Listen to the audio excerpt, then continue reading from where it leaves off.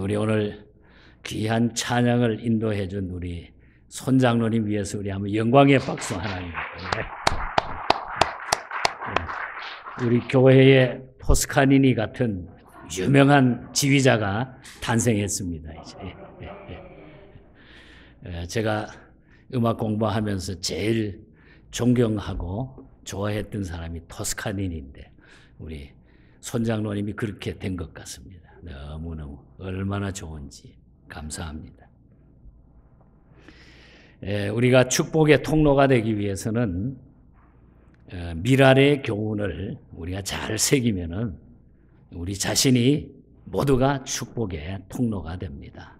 그래서 오늘 주시는 귀한 말씀이 우리 모두에게 귀한 축복의 메시지가 되기를 간절히 바랍니다. 그 헬라인 몇 사람이 예수님을 만나기 위해서 찾아왔습니다. 예수를 믿긴 하지만은 한 번도 예수님을 만난 일이 없었기 때문에 그들은 예수님을 대단히 만나고 싶어 했던 것입니다. 그래서 예수님의 제자인 빌립을 만나게 됩니다, 먼저.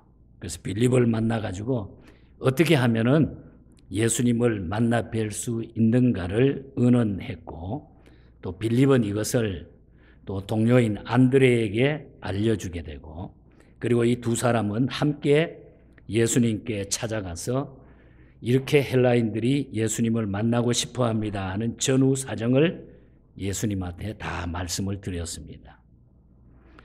그래서 제자들의 얘기를 듣고 나신 후에 하신 말씀이, 예수님이 하신 말씀이 바로 요한복음 12장 23절 이하에 기록된 말씀입니다. 그 말씀 가운데 오늘 우리가 주목할 것은 24절 말씀입니다. 하늘의 밀이 땅에 떨어져서 죽지 아니하면 하늘 그대로 있고 그러나 죽으면은 많은 열매를 맺는다. 이런 말씀이었습니다. 우리는 이 구절을 통해서 미랄의 교훈을 발견하게 됩니다. 그래서 오늘은 미랄의 교훈을 생각하면서 여기에 담겨져 있는 깊은 의미와 또 우리의 삶을 여기에 적용해 볼 수 있기를 바랍니다. 먼저 이 미랄은 썩어야 다시 산다는 교훈입니다. 죽어야 다시 산다 하는 그런 교훈이에요.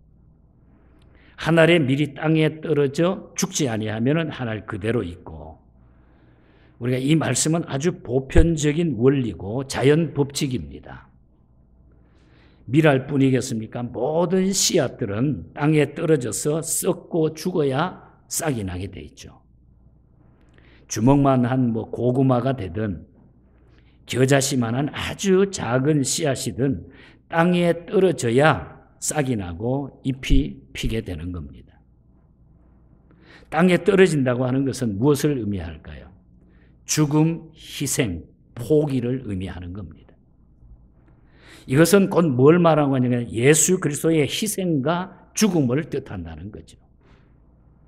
죽어야 산다, 썩어야 싹이 난다, 버려야 얻는다, 져야 이긴다. 이 진리는 바로 예수님의 십자가를 통해 드러났고 예수님의 십자가를 통해서 이것이 입증이 되었다는 것입니다. 약육강식이라고 하는 말이 있습니다. 약육강식. 약한 자의 고기를 강한 자가 먹는다고 하는 그런 뜻이죠. 그러나 반드시 그것만은 아니에요. 가만히 보면. 오히려 이 동물의 세계만 봐도 강한 것은 남의 고기와 피를 먹게 되는데 오히려 남의 피와 고기를 먹는 이 동물들은 점점점 이 지구상에서 멸종되어 가고 있어요. 강한 자가 멸종되어 가고 있다는 겁니다. 반대로 늘 잡아먹히고 쫓기며 사는 동물은 날이 가면 갈수록 더 번성해지는 토끼라든지 다람쥐라든지 아무리 잡아먹고 아무리 죽여도 계속 더 번성이 된다는 거죠. 사자라든지 호랑이라든지 이런 것들은 강하기 때문에 자꾸 멸종이 돼갑니다. 전 세계에 호랑이가 몇 마리밖에 안 남았다. 이렇게 이야기하지 않습니까? 강한 자가 점점 더 사라진다는 거죠. 세계 역사를 봐도 그렇습니다. 해지는 곳이 없다고 했던 영국, 그래서 대영 제국이라 이렇게 부르지 않았습니까? 그런데 오늘날 이 영국은 어떻습니까? 뭐 솔직한 말로 별 볼 일 없게 됐어요. 동양 정벌의 꿈을 펼치기 위해서 무차별 동남아를 침탈했던 일본도 지금 와서는 별 볼 일 없습니다. 대륙을 휩쓸던 몽골의 징기스칸 흔적만 남아있어요. 나치 독일도 위세가 꺾였고 오스만 제국도 흔적뿐입니다. 지금 존재하지 않아요. 공산주의 종주국인 소련도 무너졌어요. 크다고 큰 것이 아니고 작다고 작은 것이 아니라는 거예요. 죽어도 다시 사는 것이 예수님의 진리이고 죽어도 다시 산다고 하는 것이 기독교의 진리라는 것입니다. 지금은 그 이름이 바뀌어서 트르키예입니다만 터키. 이 터키 동북부 지역에 저는 그때에 2007년도에 이 사건이 일어나고 가지고 정말로 무척 저는 슬퍼한 적이 있어요.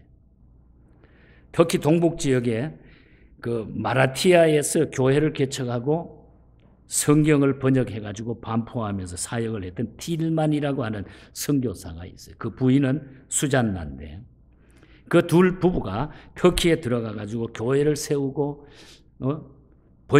성경을 번역해가지고 그냥 열심히 터키에서 선교 활동을 합니다. 자녀가 3남매나 있었습니다. 그런데 2007년 4월 18일에 해교 극렬 분자들이 쳐들어와가지고 틸만 선교사를 칼과 흉기로 막 그냥 몇 군데 찔러가지고 죽이고 틸만 선교사를 도와 일하던 그 당시에 터키인 네자트 목사도 그냥 흉기로 막 찌르고 해가지고 난자해서 살해했습니다. 이 사건은 그 당시에 터키는 물론 전 세계 기독교인에게 엄청난 충격을 주었어요. 2007년대 이 일을 위해서 우리가 기도도 했고 여러분 기억나는지 모르지만 마음 아파하면서 어떻게 이런 일이 있을 수가 있을까?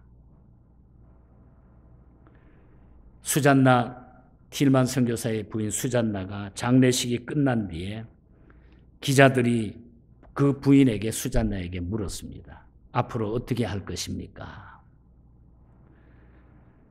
터키를 떠나 독일로 돌아갈 계획입니까? 앞으로 어떻게 할 것입니까?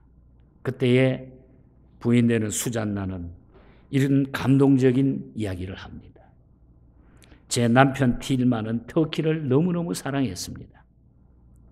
그토록 제 남편이 사랑하던 터키의 남편을 묻고 싶습니다. 독일로 가고 싶지 않습니다.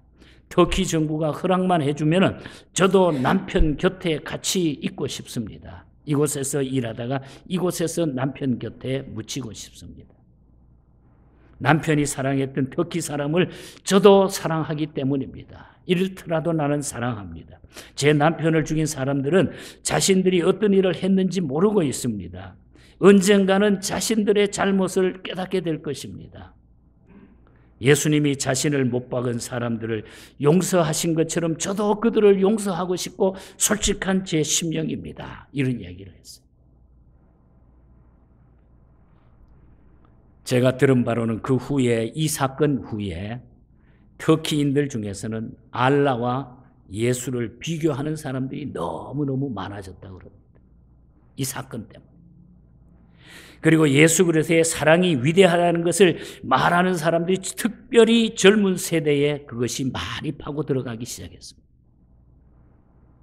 틸만 선교사는 폭도들에게 무참히 살해당했지만 그의 희생과 죽음은 언젠가 터키가 기독교 국가로 하나의 미랄이 될 것을 분명히 우리는 믿습니다. 그 후부터 사실 이 터키는 이슬람교가 국교입니다.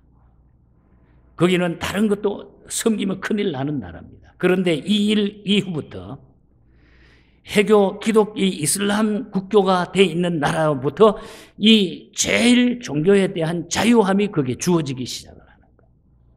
선교사들이 들어가 일을 하게 됩니다. 특히 젊은이들이 변하고 있다는 거예요. 이슬람 교회는 이 돼지고기를 못 먹게 하잖아요. 그래서 이 젊은 세대들이 그 돼지고기가 먹고 싶어가지고 우리가 이렇게 살 필요 없다. 그리스에 넘어가가지고 열심히 먹고 고기를 숨겨가지고 와가지고 들어와서 먹고 가게에서 그냥 구해다가 먹고 우리는 이렇게 살 나라가 아니다. 젊은 세대의 변화가 지금도 일어나고 있는 거예요. 한 사람의 미랄 때문에. 예수님은 십자가에 죽으셨습니다. 하나님의 미랄이 된 것입니다. 그러나 다시 살아나셨습니다. 죽고 살고 죽는 것이 바로 사는 것이고 지는 것이 이기는 것이고 버리는 것이 얻는 것이라고 하는 이 진리를 예수님이 우리에게 보여주셨다는 거죠. 바로 이 미랄의 교훈은 썩어야 다시 산다는 것. 내가 죽어져야, 내가 희생해야 새로운 일이 생긴다고 하는 겁니다. 이것이 우리 기독교의 진리입니다. 우리가 하나님 앞에 이런 믿음으로 살아가게 되면은 나를 통하여 축복의 통로가 열리게 된다는 거죠. 여러분 겁납니까? 두려움이 생깁니까? 그러나 우리는 죄로 말미암아 죽었던 우리들이 예수 믿음으로 말미암아 영원한 세계 그 죽음을 이기는 죽음을 통과하는 과정이 바로 이 미랄 대신 예수 그리스도를 내가 모시는 거예요. 그것이 영원한 삶이 우리에게 이루어진다는 거예요. 한번 생각해 보시기 바랍니다. 사실 우리가 짧은 인생길 이걸로 세상이 끝난다 그러면 얼마나 허무하겠어요, 여러분. 정말 그렇게 인생을 살 것 같습니까? 오늘 우리에게는 이런 놀라운 미랄에 숨겨져 있는 교훈이 우리에게 있기 때문에 주님이 이것을 우리에게 보여주셨다는 거죠.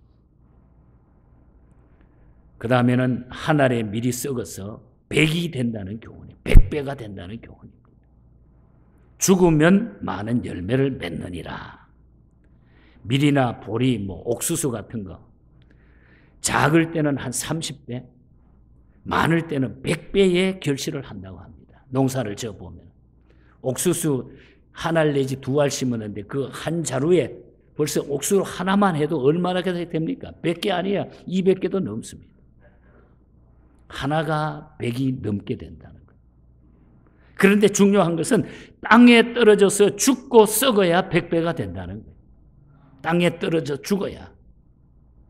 미랄이 소중하다고 여겨가지고 여러분 금 향알이나 다이아몬드 함에 넣어가지고 둔다고 하면은 1000년이 가도 싹이 나지 않아요.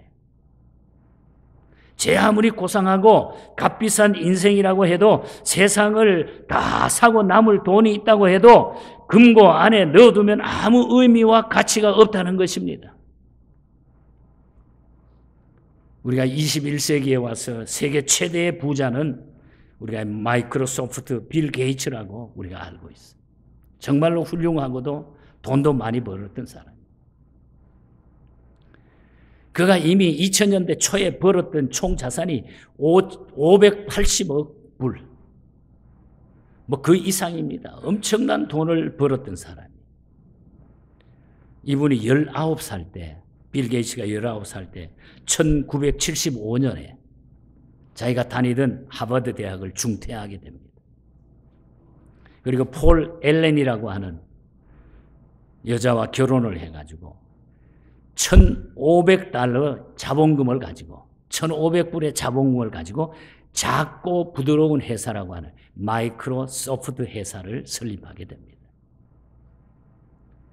6년 뒤에 1981년에 매출이 1,600만 달러가 됩니다. 4년 뒤인 1985년에는 1억 4천만 달러로 이것이 막 성장하게 되는 거예요. 엄청난 돈, 정말 천문학적인 숫자로 성장해 나갑니다. 2008년에 경제 전문지 포브스가 발표한 바에 의하면 그의 재산은 580억, 1000억에 가까운 그의 재산이다. 이렇게 발표를 했어요. 개인 재산치고 정말로 천문학적인 그런 수준이 아닐 수가 없어요. 그런데 이 빌 게이츠가 2008년 6월 27일에 마지막 근무로 자기 회사에서 손을 떼게 됩니다. 이유는 부인과 함께 여생을 빌 앤 멜린다 게이츠 재단에 일하기 위해 가지고 재단을 하나 세웠는데, 이 재단은 2000년에 설립한 것인데 보유 자산이 373억 달러예요. 엄청난 큰 이 자선 재단을 만들게 됩니다. 그 가운데 그의 친구인 워렌 버핏이 투자한 돈을 합치면은 엄청난 자선 재단이 됐어요. 그리고 2007년 한 해 동안에 국제 의료 환경 개선, 빈곤 퇴치, 교육 환경 개선을 위해 세운 예산만 20억 달러를 지출해 가지고 온 전 세계에다가 어려운 환경 속에 그것을 투자해 주고 도와주게 됩니다. 병든 사람을, 또 가난한 사람을, 또 학생들을, 어려운 이웃을 도와준 사람들이 100만 명 이상을 그 힘든 가운데 살렸다는 거예요. 게이츠가 했다고 하는 말을 우리가 한번 주목해 볼까요? 빌 게이츠는 이런 이야기를 했습니다. 자녀에게 너무 많은 유산을 남겨주는 것은 독이 된다. 평소 그는 99%는 사회에 환원하고 1%를 나는 소유하겠다. 이런 뜻을 가지고 그가 사회를 섬기고 비즈니스를 섬겼던 겁니다. 사람의 욕심은 여러분 한이 없습니다. 100억을 벌면 1000억 벌고 싶고 1000억 가지면 1조를 갖고 싶은 것이 사람의 욕망이죠. 그 욕심의 덫에 걸려서 권력 실세도 다 무너지고 재벌도 무너지고 공무원도 무너집니다. 오늘 이 세상에 보면. 하지만 빌 게이츠는 무너지기는커녕 세계를 놀라게 했죠. 내 주머니, 내 금고, 내 통장을 고집하지 않았기 때문에, 내 것을 고집하지 않았기 때문에. 다른 이야기 하나도 소개해 볼까 합니다. 우리 한국 사람입니다. 인터넷 신문에, 조선일보 인터넷 신문에 소개된 이야기입니다. 한국의 사명화학그룹의 이종환 회장이라고 하는 분입니다. 이분은 3천억 원을 출연해가지고 교육재단을 하나 만듭니다. 그 후로 계속 출연을 늘려가지고 6천억 원을 재단에 다 쏟아붓게 되는 거예요. 이분이 한 얘기는 천사처럼 벌지는 못해서도 천사처럼 쓰겠다, 그런 주장이 있어요. 그래서 재단에 출연을 그 많은 돈을 집어넣고서 그가 평생 모은 돈의 95%를 다 집어넣었다고 해요. 저는 그분을 잘 모릅니다만은 어떻게 벌었으며 어떻게 모았는지도 잘 몰라. 그런데 처음에는 이 사명화학이라는 것이 플라스틱으로 바가지 만들고 소쿠리 만들고 물통 만들고 휴지통 만들고 비닐 장판 만들어가지고 크게 성장했다. 그 재단은 학자에게는 상금을 주고 학생에게는 장학금을 주어가지고 인재를 육성하는 그런 회사로 그런 일을 계속했다는 거죠. 노벨 재단과 빌 게이츠 재단을 메이킹한 그 중간 입장에서 이분은 사회에 환원하기 위하여 그 좋은 일을 했다고 합니다. 6천억 이어를 어떻게 번 돈이겠습니까? 그런데 천사처럼 쓰기로 작정하고 개척한 그 일은 기가미지 비난의 대상이 될 수 없다는 거죠. 6천억으로 땅 사고 집 짓고 자식들에게 나눠주고 잘 입고 잘 먹고 잘 노는 데 썼다고 하면 그 누구도 거들떠보지 않았을 거예요. 존경하지 않았을 거예요. 여러분, 우물은 퍼내야 새로운 물이 솟아납니다. 수천억을 금고에 넣어둔 채 100년을 지나가면 휴지같이 돼버리고 맙니다. 누가 빌 게이츠와 이 회장을 가리켜서 그 돈은 썩었다 헛것이라고 말할 수 있겠어요? 빌 게이츠가 내놓은 580억, 돈은 훗날 100배, 1000배의 열매를 맺게 됐습니다. 이종환 회장이 내놓은 6억 원은 훗날 60조, 100조의 결실을 하게 됐다는 것이죠. 하늘의 미랄, 예수님이 땅에 떨어져서 죽음으로 2000년이 지난 지금 전 세계 도처에 생명의 열매가 지금 맺어지고 있다는 거죠. 썩어져야, 땅에 썩어져야 100배의 열매를 맺는다는 거예요. 하늘이 썩어져야 100배가 된다. 내가 희생해야, 내가 죽어져야, 내가 하나님 앞에 낮아져야 100배, 1000배의 열매가 맺어진다는 거예요. 저는 지난 32년 중국 선교를 해오면서 이것저것 생각을 해봤어요. 정말 하나님의 은혜가 감사해요. 제가 드린 것도 없지만 가서 그냥 눈물 적은 것, 조그만 것 드렸는데 하나님이 그것도 귀히 여기셨어. 많은 목사님들을 만들어 놓았고 곳곳에 교회들이 세워져 있고 그것 통해서 복음이 증거되고 있고 이 어려운 때도 그냥 꺼져가는 촛불처럼 바람에 날리는 것 같았는데 다시 하나님은 아주 담대하게 그걸 붙잡아 주셔서 계속적으로 그것이 진행이 되더라고요. 생각하면 너무너무 감동적이에요. 하늘에 미리 썩어지는 것이, 내가 하나님 앞에 죽어지는 것이, 내가 낮아지는 것이 결국은 많은 열매를 맺게 하는 것이고 이것이 미랄이 우리에게 주는 교훈입니다. 이것이 내가 축복의 통로로 가는 길이라. 이 은혜를 여러분 가슴 깊이 우리 함께 새길 수 있기를 축복합니다, 여러분. 마지막으로 하나 더 말씀을 드리면 죽어도 생명은 지속이 된다는 거예요. 죽음으로 끝나는 것이 아니라 죽으면 생명은 그대로 지속이 된다는 거예요. 참 놀라운 진리죠. 오늘 25절에 보면 자기 생명을 사랑하는 자는 잃어버릴 것이요 이 세상에서 자기 생명을 미워하는 자는 영생토록 보존하리라. 영생토록 보존하리라. 30년 전에 침몰한 여객선을 인양을 하다가 그 선실 바닥에 떨어지는 롤렉스 시계 하나를 발견했다고 그래요.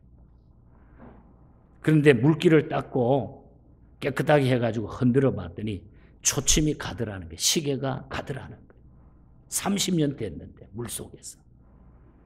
잘 만든 시계는 30년 동안 물속에 잠겨 있어도 흔들면 간다는 거예요. 인간의 생명도 죽는 것으로 끝나는 것이 아닙니다, 여러분. 예수 믿으면 하나님이 준비하신 천국에서 영원히 살고 예수 믿지 않는 사람들은 지옥에서 영원히 살게 된다는 거예요. 뭐 그냥 천국만 못 가는 게 아니라 지옥에서 영원히 산다는 거예요. 영혼은 다 똑같은 거예요. 그래서 요한복음 11장 25절과 26절은 나는 부활이요 생명이니 나를 믿는 자는 죽어도 살겠지만은 무릇 살아서 나를 믿는 자는 영원히 죽지 아니하리라. 이것을 내가 믿느냐 그랬어요. 믿으면 죽어도 살고 살아서 믿으면 영원히 죽지 않는다는 것, 예수의 생명은 영원한 생명이라고 하는 것을 우리에게 증명해 주는 메시지라는 거예요. 미랄 교훈은 믿으면 영원히 산다. 믿으면 영원히 산다. 우리가 썩어져 죽는다 할지라도 우리가 없어진다 할지라도 믿으면 영원히 산다. 그렇게 되는 것이 영원히 산다. 죽는 것이 아니다. 그래서 예수 믿는 일 이것보다 더 큰 일이 없다는 얘기예요. 어제 저녁에 집사람이 들어오더니 저한테 그래요. 제가 오늘 화를 한번 냈다 그래요. 왜 그랬냐 그래요. 우리가 옆집에 사는 예수 안 믿는 분들이 있어요. 딸 둘에다가 줄 부부가 있는데 우리가 하던 저분들 사람들은 참 좋은데 저분들 좀 예수 믿게 하기 위해서 뭐 맛있는 것도 갖다 드리고 고추 따서 주고 뭐 막 이렇게 섬기는데 어저께 그 아주머니가 그러더래. 집사람이 예수 믿으라고 이랬더니 아만 우리는 옆집에 목사님들로 살고 사모님이 있으니까 우리는 그냥 따라서 천국 갈 거예요 이러더래. 그래서 집사람이 화를 냈다고. 예수 믿는 것은 누가 믿어줘서 되는 게 아니고 내가 믿어야 된다. 그래서 막 화가 나더라. 그걸 슬쩍 저한테 이야기를 하더라. 여러분 예수 믿는 것은 내가 믿는 겁니다. 내 자식이 내가 잘 믿는다고 해가지고 따라오는 게 아니에요. 내가 믿는 거예요.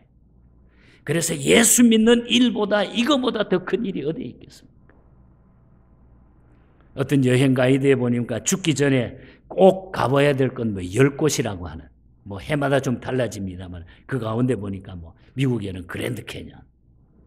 아직도 안 갔다 오신 분 계시는 거예요. 죽기 전에 꼭 가봐야 된다. 또 뭐 몽골의 초원, 몽골, 또 큐바의 아바나, 뭐 어딘지 모르겠어요. 저도. 또 네팔의 히말라야, 뭐 등등. 뭐 매년 바뀌지만 이렇게 세계에 유명한 곳은 꼭 죽기 전에 뭐 가봐야 된다. 이렇게 얘기를 하는데, 그러나 우리가 꼭 가야 될 곳, 안 가면 안 되는 곳, 어떤 일이 있어도 가야 하는 곳, 거기는 영원한 나라, 하나님의 나라인 것입니다. 여러분. 하나님의 나라. 10곳이 아니고 딱 한 곳이, 한 곳. 안 가면 안 되는 곳, 꼭 가야 될 곳, 한 곳, 하나님의 나라. 거기는 미랄처럼 땅에 떨어지고 썩고 죽고 다시 살아나신 예수 그리스도를 믿어야 들어간다는 거예요. 그분만 내가 믿고 그분에 대해서 내가 확인하고 내 삶이 그분을 닮아갈 때에 바로 내가 그곳에 가 살게 되는 것이고 내가 바로 축복의 통로가 된다는 거예요. 그리고 미랄처럼 썩고 죽어야 100배의 결실을 우리가 가져올 수 있다는 거죠. 이스라엘을 대표하는 나무 3개가 있죠. 그 무화과 나무, 그리고 포도나무, 그 다음에 올리브 나무입니다. 이 올리브 나무는 씨를 심은 지 15년이 지나야 겨우 열매가 맺기 시작을 합니다. 평균 나무 수명은 150년에서 200년입니다. 평균이. 올리브 나무 잎은 365일 동안 늘 푸른색을 유지한 채 잎이 떨어지지 않아요. 올리브 나무는. 열매를 딸 때도 나무나 털개를 아주 막 그냥 세게 때려야 이 열매가 떨어져요. 장대를 가지고 막 후려쳐야 겨우 열매가 떨어져요. 아주 강하게 붙어 있습니다. 열매를 따가지고 5시간 이내에 짠 기름이 최고의 상품이라 그럽니다. 올리브 기름은 우리가 잘 아는 대로 뭐 심장을 튼튼하게 해주기도 하고 뇌혈관 노폐물을 제거해 주기도 하고 동맥경화나 콜레스테롤을 예방해 주는 것이다. 이렇게 선전이 됩니다. 그리고 식용유로도 사용합니다. 옛날에는 등유, 불을 켜는 데도 많이 사용했고 비누나 화장품 만들기도 이것을 많이 사용한다 그래요. 그런데 이 올리브 나무가 200년쯤 지나면은 고목에서 다시 싹이 나고 그 싹이 또 자라가지고 15년이 지나면 다시 열매를 맺고 다시 거기서 또 열매를 딴다는 거예요. 희한하게 돌아간다는 거죠. 지금도 이스라엘에 가면은 그래서 1000년, 5000년 된 나무가 있어요. 가봤어요. 그렇게 오래된 나무도 지금도 열리고 있는 거예요. 그래서 이스라엘 사람들은 이 나무를 하나님이 인간에게 주신 최고의 나무라고 부릅니다. 그리고 2000년, 5000년 가는 나무에서 나무가 되기 때문에 오래 있는 나무이기 때문에 영생의 나무라 이렇게 부르기도 해요. 생명력이 있고 치유력이 있기 때문에 그렇게 이 사람들은 부르는 것입니다. 올리브 나무가 5000년을 간다는데 예수 생명은 영원 또 영원하다는 것입니다. 그래서 요한복음 3장 15절에서 저를 믿는 자는 영생을 얻게 하려 하심이니라. 영원히 간다는 거예요. 예수 믿는 자에게는 영원히 갈 수 있는 영생을 얻게 하려 하심이다. 또 16절에서는 저를 믿는 자마다 멸망치 않고 영생을 얻는다. 또 18절에 가서는 저를 믿는 자는 심판을 받지 아니하리라. 심판을 받지 아니하리라. 짐승은 풀을 먹고 자라야 순하고 건강합니다. 사람은 예수 믿고 살아야 영생하고 미랄처럼 살아야 다시 살고 다시 일어서고 100배, 1000배의 결실을 거두게 된다는 거예요. 유대 황야 거친 땅에 밀을 뿌리면서 거기서 싹이 나고 줄기가 솟아 100배를 거두는 그 자연 법칙을 우리 주님은 바라보시면서 하늘의 미랄의 교훈을 우리에게 들려주신 주님의 설교의 내용입니다. 하늘의 미랄처럼 살아라. 하늘의 미랄이 되어라. 하늘의 미랄을 닮아라. 이것이 주님이 오늘 우리에게 주신 교훈입니다. 다시 말하면 십자가 정신, 주어진 십자가 가지고 인생을 너희들이 잘 살아라. 예수 그리스도를 본받아라. 욕심을 버리고 바로 살아라. 그것이 너희가 축복의 통로가 되는 삶이고 그것이 예수 믿는 삶이다. 하나님이 우리에게 맡겨주신 일을 성실히 행하면서 십자가 정신으로 살아갈 것을 우리 주님은 말씀하신 것입니다. 음악에 뛰어난 여류 찬송 시인 가운데 아나 오그돈 여사라고 하는 분이 계십니다. 이분은 1913년에 아버지와 함께 자기 부친을 모시고 밖에 나갔다가 교통사고를 당해가지고 불구의 몸이 되는 아주 무거운 시련 속에서 이 찬송을 쓰게 됩니다. 아버지는 거기서 돌아가시고 자기는 불구의 몸이 되는 겁니다. 하나님, 왜 이런 어려움이 나에게 생겼습니까? 원망도 했죠. 그래도 기도하는 가운데 자기의 몸이 회복되어 가면서 그것이 너에게 주신 십자가다. 그것도 잘 지고 따라가면은 너에게는 영원한 소망이 있는 게 아니냐. 이 땅 위에서는 언젠가는 떠나는 건데 슬픔이 가득 차도 주님 생각하고 십자가 지면 즐겁게 될 것이야. 이것이 그에게 어려운 순간에 주셨던 영감이었습니다. 그래서 그는 너의 마음에 슬픔이 가득 차도 주가 즐겁게 하시리라. 아침 해같이 빛나는 마음으로 너 십자가 지고 가라. 아주 깊은 뜻이 있는 찬양이에요. 3절에 보면은 내가 맡은 일 성실히 행할 때에 주님 앞에서 상 받으리. 주가 베푸신 은혜를 감사하며 너 십자가 지고 가라.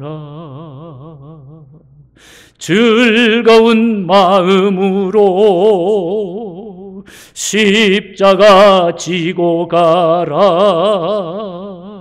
내가 기쁘게 십자가 지고 가며 슬픈 마음이 위로받네. 여러분, 우리에게 주어진 십자가가 다 있잖아요. 뭐 우리에게 좋은 일만 있나요? 교회 문만 나가면 또 근심 걱정이 있는데 그래도 이 십자가 지고 성실하게 영원한 삶이 나에게 약속됨을 우리가 믿고 미랄의 교훈을 생각하면서 이 미랄의 교훈의 실천자가 되면서 여러분 스스로 한 분 한 분이 축복의 통로가 되시기를 바랍니다. 여러분, 이 믿음으로 멋진 가을을 보내시고 정말 신앙의 열매를 가을에 주렁주렁 맺는 우리 교회와 우리 모두가 될 수 있기를 주님 이름으로 간절히 축복합니다. 하나님